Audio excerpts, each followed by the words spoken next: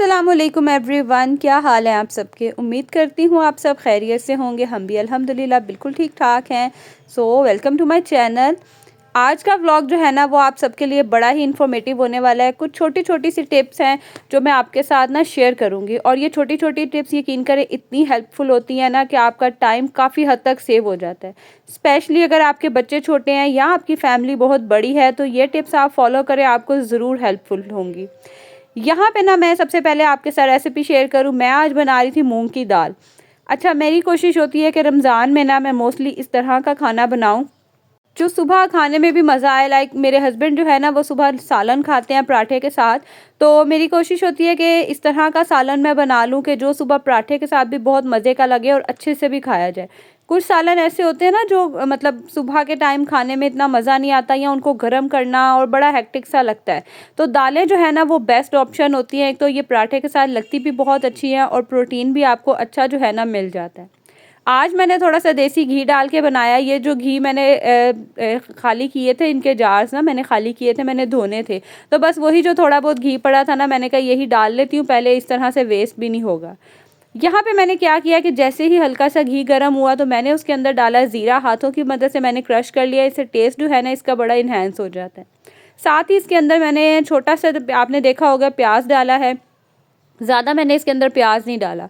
ये डालने के बाद इसको हल्का सा जो है वो थोड़ा बहुत सौते करूँगी कि इसका जो है ना ट्रांसलूसेंट सा हो जाए। मैं ज़्यादा ब्राउन नहीं करूँगी। फिर मैं इसके अंदर डाल दूँगी हरी मिर्चें। आप चाहे तो चॉप करके डाल लें या आप अदरक लहसुन के साथ पेस्ट बना लें, क्योंकि दाल वगैरह में ना हरी मिर्चों का बड़ा ही मज़े का टेस्ट आता है। मैं लास्ट पे ऐड नहीं करती, मैं बीच में ही कुक कर लेती हूँ, क्योंकि मेरे घर में ना इस तरह से स्पेशल हरी मिर्चें खाई नहीं जाती, लेकिन मुझे इनका फ्लेवर बड़ा अच्छा लगता है। थोड़ा सा इसको मिक्स करूँगी, अदरक लहसुन डालूँगी। जैसे ही उसका कच्चापन ख़त्म होगा, एक टमाटर मेरे पास जो था वो फ्रीज़ हुआ हुआ था, वो मैंने डाला। साथ ही एक हाफ़ टमाटर ना ऐसे ही पड़ा था, तो मैंने कहा इसको भी कट करके डाल देती हूँ, वेस्ट नहीं जाएगा। तो बस मैंने टमाटर डाला, मिक्स किया। साथ ही जो हमारे सिंपल बेसिक से स्पाइसेस होते हैं ना वो मैं सब डाल दूँगी और इसकी अच्छे से भुनाई कर लूँगी। अच्छा, रमज़ान में ना ऐसा होता है कि ज़्यादा स्पाइसी चीज़ें खा के, एक तो पहले ही आप फास्टिंग पे होते हैं, तो ज़्यादा स्पाइसी चीज़ें खा के ना मैदा बड़ा डिस्टर्ब हो जाता है। तो मेरी कोशिश होती है कि मैं स्पाइसेस थोड़े से लाइट रखूं कि खाने में भी मज़ा आए, यानी कि खाना बिल्कुल फीका सा भी ना लगे और खाया भी अच्छे से जाए। तो बस यहाँ पे जैसे ही मसाला अच्छे से भुन जाएगा तो मैंने दाल मूँग की पहले से भिगोई हुई थी और इसको मैं इसके अंदर शामिल कर दूँगी। थोड़ा सा पानी मज़ीद ऐड करूँगी और मिक्स करके इसे कवर करके रख दूँगी। अच्छा, दाल मूँग ना मैंने बहुत टाइम के बाद बनाई है। मेरे घर में ज़्यादातर माश की दाल बड़े शौक़ से बच्चे खाते हैं, या मूंगी मसर की इकट्ठी बनती है। आज ना मूँग की दाल पड़ी थी, मसर की नहीं थी, तो मैंने ना सिर्फ मूँग की दाल बना ली। थोड़ी-सी मुझसे गलती ये हो गई थी कि मैंने ना इसे ज़्यादा देर के लिए डिप नहीं किया था। बस यहाँ पे थोड़ा पकने में टाइम लगा और दाल बन के हो गई रेडी। खैर, यहाँ पे अब मैं आपके साथ शेयर करती हूँ कुछ टिप्स। वो ये हैं कि आप एक तो कोशिश करें कि अगर आपके कोई स्पाइस जार जैसे शुगर या टी वगैरह ये वाले जार ख़त्म हो गए हैं या घी आपने फ़िल करना है, तो कोशिश करें कि ये सारे काम ना रात सोने से पहले ही कर लें। यानी कि ऐसा ना हो कि ये जार वगैरह फिल होने वाले हों, घी डलने वाला हो, ऑयल डलने वाला हो या कोई स्पाइस जार खाली हुआ हो। क्योंकि जब आप काम कर रहे होते हैं ना तो इस तरह का जब आपके कामों में ब्रेक आता है ना तो बड़ी डिस्टर्बेंस होती है। इसीलिए मेरी कोशिश होती है कि मैं रात को सोने से पहले जो है ना ये सब चीज़ें चेक कर लूँ कि जो चीज़ें मुझे चाहिए, आया जैसे घी वगैरह हो गया या कोई नमक मिर्च के बॉक्सेस हो गए या चीनी पत्ती के, वो सब जो है ना वो ऑलरेडी फिल हों, तो मुझे परेशानी ना हो।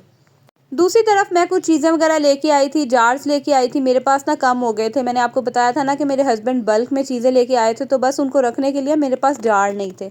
बस मैं बाज़ार गई थी और वो चीज़ें ले आई थी। साथ कुछ स्पैचुलास वगैरह मुझे चाहिए थे, तो ये सब चीज़ें लाई थी। इनको मैं समेट के रख लूँगी।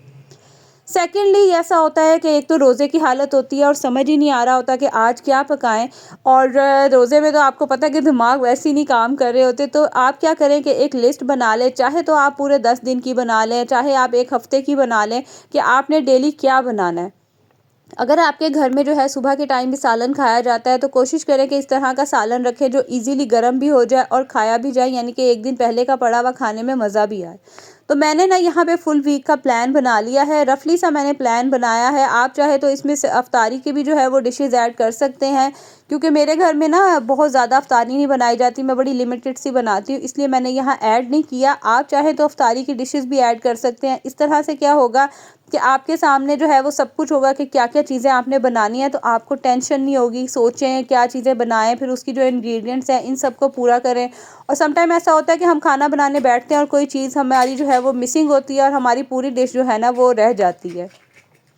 खैर यहाँ पे अब दूसरी मैं आपको टिप बताऊँ। अब जैसे मेरी फैमिली माशाल्लाह बड़ी है और सब रोज़ा रखने वाले हैं, तो हम 8 लोग बन जाते हैं और अगर 2-2 भी खाएँ पराठे तो आपको अंदाज़ा कर सकते हैं कि माशाल्लाह कहाँ पे जाते हैं। और जिनकी फैमिली बड़ी है या जो जॉइंट फैमिली में रहते हैं, सुबह जब हम पेड़े बनाना शुरू करते हैं ना, तो यकीन करें आधा घंटा तो इन पेड़ों को बनाने में ही गुजर जाता है, क्योंकि मेरे घर में सब बल वाले पराठे खाते हैं और बल वाले पराठे, लच्छे वाले पराठे आपको पता है थोड़े से टाइम टेकिंग होते हैं और ये पेड़े बना के थोड़ी देर रेस्ट देना तो फिर अच्छे से बनता है।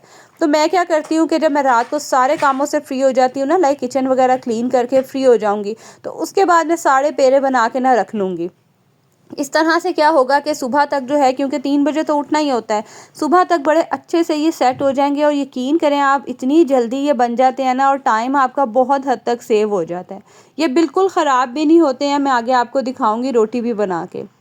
सेकेंडली जिनके बच्चे छोटे हैं, अब जैसे मुस्तफ़ा छोटा है और मुझे ये होता है कि जब मैं उठूँ वो भी साथ उठ जाए, तो बच्चे को ना उठते साथ ही फ़ीडर चाहिए होता है। तो मैं एक एक्स्ट्रा फ़ीडर जो है ना ये भर के फ्रिज में रख लूँगी। इस तरह से क्या होगा कि फ़ीडर पड़ा होगा, बस मैं फ़ीडर निकालूँगी और उसे गर्म कर लूँगी। और कभी ऐसा होता है ना कि आप बिज़ी होते हैं, तो कोई भी जो है आपकी जगह पे फ़ीडर निकाल के गर्म करके बच्चे को पिला भी देगा, तो आपका जो टाइम है ना ये भी सेव हो जाएगा। जो मदर फ़ीड करवाती हैं उनके लिए बेस्ट ऑप्शन ये है कि वो उठते साथ ही बच्चों को थोड़ा सा फ़ीड करवा दें, कि अगर बच्चा आप काम कर रही हो तो बच्चे का पेट भरा होगा ना तो आपको डिस्टर्ब नहीं करेगा। सेकेंडली जैसे मैंने पहले बताया कि हस्बैंड मेरे सुबह के टाइम जो है वो सालन खाते हैं। अच्छा, फ्रिज अगर आपके किचन में हो फिर तो प्रॉब्लम नहीं होती। मेरा फ्रिज है रूम में, तो मुझे बार बार रूम में जाना ना बड़ा मुश्किल काम लगता है। तो मैंने क्या किया कि मैं जिस बाउल में मैंने गर्म करना है, मैं ओवन नहीं यूज़ करती, मैं चूल्हे पे ही जो है सालन गर्म करती हूँ। तो मैंने उसको उसी बाउल में डाल लिया है जिसमें मैं गर्म करूँगी। सुबह बस ये होगा कि मैं ये बाउल उठाऊँगी और इसी में जो है ना इसको चूल्हे पे रख दूँगी गर्म होने के लिए। इस तरह से जो मेरे कुछ सेकंड्स हैं या 1-2 मिनट है ना वो भी सेव हो जाएंगे। उसके बाद जो टिप है वो ये कि जैसे अब मैं अक्सर ऐसा होता है कि किसी को सुबह ना प्याज वाला ऑमलेट चाहिए होता है, कोई जो है वो सिंपल ऑमलेट खा लेता है या फ्राई एग। तो मैं क्या करूँगी कि पहले ही एक रात पहले ही मैं इस तरह से प्याज़ों को चॉप कर लूँगी। हालांकि इस चॉपर में टाइम ज़्यादा नहीं लगता, कुछ ही सेकंड्स में जो है ना वो प्याज चॉप हो जाता है, लेकिन बेटर यही है कि जहाँ जहाँ पे टाइम सेव किया जा सके वहाँ पे हम टाइम सेव कर लें, ताकि सुबह हमारे जो है ना वो भाग दौड़ ना लगी और हर काम जो है ना वो प्रॉपरली हो जाए। एज़ इट इज़ ही मैं इस चॉपर को उठा के फ्रिज में रख दूँगी। आप चाहे तो किसी और बॉक्स में भी ट्रांसफ़र करके रख सकते हैं, लेकिन ये एयर टाइट ही था, मतलब लेड इसका सही से क्लोज़ था। तो बस मेरी जो सुबह सहरी की है ना सारी प्रिपरेशन कंप्लीट है। दूध मैंने भर के रख दिया है। ये एक्स्ट्रा फ़ीडर है, आपको पता है जिनके बच्चे फ़ीडर पीते हैं ना उन मदर्स के पास तो 3 से 4 फ़ीडर लाज़मी होते हैं। बस यहाँ पे देख लें किचन मेरा हो गया था पूरा क्लीन। अब बस मैं सुबह उठूँगी और सहरी की तैयारी आराम से कर लूँगी, कि इन केस कभी भी ऐसा होता है कि हमारी आँख थोड़ी सी लेट खुलती है तो भाग दौड़ नहीं होगी, बस हर चीज़ रेडी होगी। आपने चीज़ों को उठाना है, गर्म करना है और चीज़ें बना लेनी है। ये देखें ये सहरी का टाइम है और पेड़े आप देख लें कि बिल्कुल जो है ना वो सही हैं, कोई डी शेप नहीं हुए, ख़राब नहीं हुए।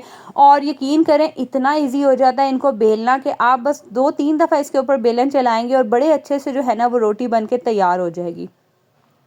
आपने ये मेक श्योर करना है कि इसको आप कवर करके रखें। अगर आप इसे कवर नहीं ना करके रखेंगे तो इसके ऊपर ना एक हार्ड सी लेयर आ जाएगी, आपको पता है जो आटे के ऊपर आ जाती है, वो फिर लेयर जो है ना वो अजीब सी लगती है। तो आपने ना इसको किसी भी क्लिंग रैप से कवर कर दें, मेरी तरह देसी जो है वो लगाएं, जुगाड़ लगाएं और कोई भी शॉपर लें और उससे कवर कर लें और देख लें कि बिल्कुल कोई रोटी में फ़र्क नहीं पड़ा। और यहाँ पे ना वीडियो के चक्कर में मेरा हाथ ट्राइपॉड से टच हुआ, रोटी जो है ना वो साइड पे चली गई। खैर यहाँ पे एक और आपको टिप दूंगी। अब ऐसा है कि ये जो पेड़े हैं ना ये बहुत सॉफ्ट होते हैं और बड़ी जल्दी बेले जाते हैं। तो मैं क्या करती हूँ कि मैं साथ साथ ही ना एक्स्ट्रा रोटी बेल के रखती जाती हूँ। जितनी देर में एक रोटी तवे पे बन रही है, मैं साथ ही देख लें एक रोटी बेली गई थी, उसको मैंने साइड पे किया और मैं विदाउट एनी वेस्टिंग टाइम मैं दूसरा भी जो है ना वो रोटी बेल लूँगी। इस तरह क्या होगा कि साथ साथ मेरे जो है रोटी पकती जाएगी, मेरे पास पहले से ही बेली हुई रोटी पड़ी होगी, बस उसको मैं डालूंगी और यहाँ पे हमारी सहरी जो है ना वो फटाफट बन जाए। आई होप आपको जो टिप्स हैं वो सब पसंद आई होंगी और अगर आपको ये टिप्स अच्छी लगे तो प्लीज़ ज़रूर लाइक कीजिएगा। इसके साथ ही आपके साथ भी अगर कोई टिप हो जो आप यूज़ करते हैं तो मेरे साथ ज़रूर कमेंट बॉक्स में शेयर करें, शायद किसी और की भी जो है ना वो हेल्प हो जाए। सो ये था आज का व्लॉग। अब मिलूंगी अगली वीडियो में, तब तक के लिए जी अल्लाह हाफिज़।